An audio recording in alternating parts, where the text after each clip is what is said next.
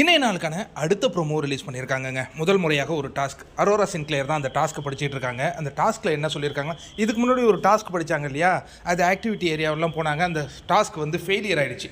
ஏன்னா ஒட்டுற டாஸ்க்கு அது சரியாக ஒட்டலை அப்படின்னு சொல்லிட்டு பிக் பாஸ் ரத்து பண்ணிவிட்டு மீண்டும் ஒரு டாஸ்க்கு கொடுக்குறாரு. இதில் என்னென்னா, ஆக்டிவிட்டி ஏரியாவில் ரெண்டு பேர் போய் நடனம் ஆடுவாங்கங்க.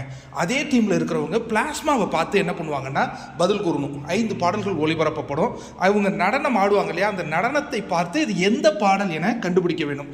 அப்படி போடு பாடலுக்கு இவங்க ஆடிட்டு இருக்காங்க. அதை கண்டுபிடிச்சிருவாருன்னு நினைக்கிறேன் எஃப்ஜே. அதற்கு பிறகு பார்த்தீங்கன்னா அவங்களும் ஆடுறாங்க. இங்கே எஃப்ஜே வந்து 2 நாள் ஒரு நாள் தான் டாஸ்கில் வந்து ஆக்டிவாக இருப்பார். அதுக்கப்புறம் இன்ஆக்டிவ் ஆகிடுவாரா என்னன்னு தெரியல. கண்டுபிடிக்கிறாரு.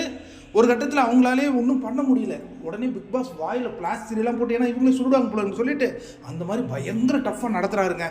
கண்டுபிடிச்சி முடிச்சாங்களா என்னன்னு தெரியல. எவ்வளவு பாடல்கள் கண்டுபிடிக்கிறாங்களோ அவ்வளோ பாயிண்ட்ஸ்ன்னு சொல்கிறாரு. பயங்கரமான ஒரு மோதலாக இருக்குது. மோதலாக இல்லை, அது என்னவா இருக்குது, நல்லா இருக்குது. இதில் எந்த டீம் ஜெயிக்குன்னு தெரியலையே. உங்களுக்கு எந்த டீம் ஜெயிச்சா ஹாப்பியாக இருக்கும்? என்னங்க இந்த சாண்ட்ரா பிரச்சனை, நானும் லைவில் போய் பார்த்தேங்க. அந்த டீ கப்பு ஒன்று கழுவுறதுக்கு கனி வந்து கழுவிட்டு போங்கன்னு சொன்னாங்களாம். அப்போ சொல்லிவிட்டு உடனே இது ஃபேஸ் டு ஃபேஸ் பார்க்கலையா, எங்கேயோ போய் அங்கே வச்சுட்டாங்களாம். உடனே தூ அப்படின்னு சொன்னாங்களாம். அதுக்கு பிறகு கானா வினோத் வந்து ஹாஷாக பேசி டீ கப்பை கழுவிட்டு போங்க அப்படின்னு சொன்னாங்களாம். அந்த டைமில் கொத்தமல்லி கழுவிட்டு இருந்தாங்க. நான் எப்படி டீ கப்பை கழுவுன்னு சொல்லிட்டு 2 மணி நேரம் போட்டு கானா வினோத்துக்கிட்ட பஞ்சாயத்து தலைவலி எடுத்துருச்சுங்க.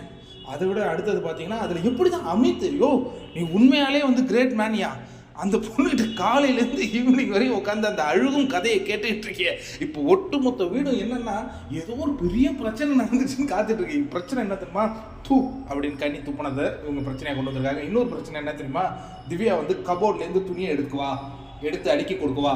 இது சாண்ட்ராவுடைய துணியை தான். இந்த 2 பிரச்சனையை வச்சுன்னு இந்த மாதிரி 2 வாரம் ஓட்டுறது சரியாங்க. ஆனாலும் கேமருங்க ஒரு விஷயத்தை வச்சு எல்லாரையும் ஷேக் பண்ணுறாங்களே.